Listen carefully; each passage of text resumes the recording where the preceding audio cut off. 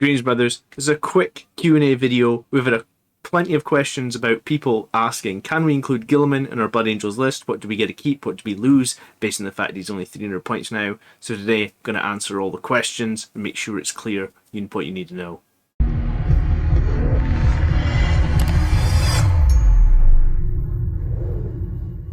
So why would you want to include Guilliman as a Blood Angels player? Well, there's a few reasons. He's dropped down to 300 points, and obviously he's a very cool model. He's got the Emperor's Sword, which is going to be strength 8, that's going to be -4, and flat 3 damage, with every 6 on the wound roll doing D3 mortals, a bit like Abaddon. He's also got a 2-up in ballistic and weapon skill, toughness of 6, wounds of 9, a 2-up save with armor of contempt, which is brilliant.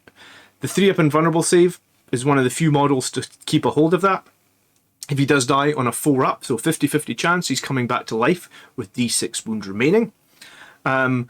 He's got Master of the Battle that affects all Imperium units. It's giving them +1 to advance and charge, which is going to stack with your Red Thirst. He's also going to let you reroll hits of 1 by friendly Imperiums, and these are both 12-inch auras.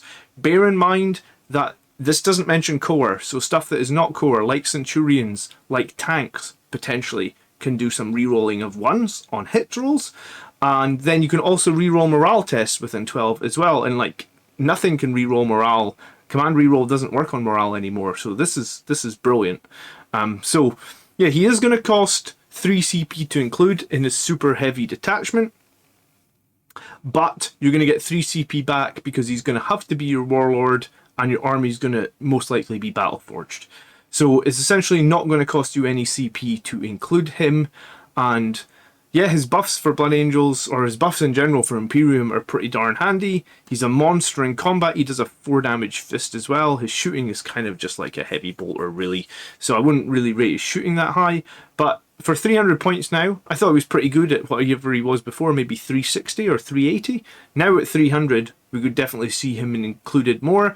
And if you're willing to give up some things, which we're going to cover in the next 2 slides, we've got all the Q&A questions that people typically ask. If you're willing to give up some things, then maybe he can do a job for you. I tell you, for one thing, before we move on, I would love to have a Blood Angels character of any sort that had toughness 6, 9 wounds, 3-up invulnerable save, and his weapon does D3 mortals. And he's not going to cost me any command points. I mean, this guy's amazing. I like him a lot. I guess maybe just Ultramarines are waiting on their 9th edition codex, so they're not that brilliant right now. But yeah, I mean, this is a cool character to have. Alright, so can you take Guilliman even though he's with another chapter? Yes, you can take him because a chapter is not selectable, aka is not in brackets. This is why Necron dynasties can take the Silent King despite him being locked to one dynasty. So yes, we can include Guilliman for sure, even though he's not part of the Blood Angels. Do we get to keep our combat doctrines? Yes, because every unit in our army has the Adeptus Astartes keyword. So yes, we would still indeed get to keep our combat doctrines. That would be heavy, assault, and tactical. Do we get to keep our chapter tactic? Yes, we do get to keep our chapter tactic because it checks your detachment to see if it applies, not your entire army. So since Guilliman is a separate detachment, he won't prevent a Blood Angels detachment getting the Red Thirst. So that's pretty useful. It's good to know. Red Thirst is arguably one of the reasons that Blood Angels are reasonably strong. So potentially, if you're within 12 of Guilliman, you're now getting +2 to advance and charge.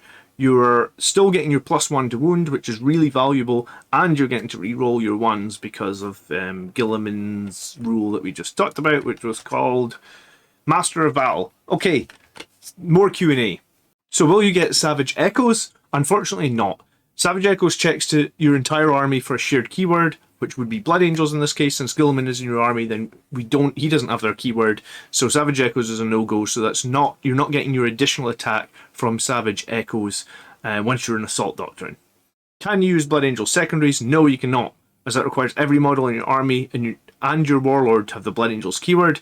Not only does Guilliman not have the right keyword, he would also have to be your warlord due to his Avenging Sun rule, so no Blood Angel secondaries. Can we take Blood Angels relics? No, we can't take them either, as this requires your army to be led by Blood Angels warlord. As previously mentioned, Guilliman would have to be your warlord if you were to include him. It's worth noting that you can still take warlord traits and relics from Codex Space Marines as we share the Adeptus Astartes keyword. And I guess in a summary then, you can take Guilliman, you lose Savage Echoes, you lose Blood Angel secondaries, relics, and warlord traits, but you do get to keep Red Thirst and your doctrines. I hope that clears up any confusion. So thanks so much for watching, and I will catch you in the next video. By the blood are we made strong, brothers. Peace.